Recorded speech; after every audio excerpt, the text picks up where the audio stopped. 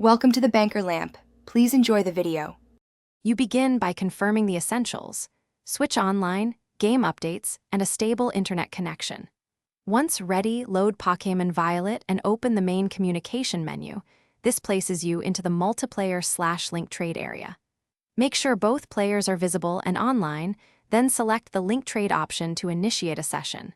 You want both consoles synchronized, since timing and codes matter. Doing this first prevents delays later, and lets you create or enter a link code immediately to move to the next step. Now create or enter a link code.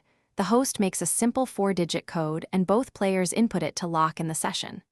Once connected, pick the Pokémon you want to trade, check original trainer tags, held items, forms, and level so nothing surprises you. Use the in-game prompts to preview the incoming and outgoing Pokémon. Double-check moves and evolutions, because trades can trigger evolution in some cases. Once both sides confirm their selections, proceed to finalize the trade to complete the exchange. Finish by having both players accept the trade confirmation. You'll see a brief animation and the new Pokémon appear in your party or boxes. If the trade doesn't go through, first close the game and router, relaunch, and re-enter the same link code. This resolves most sync errors.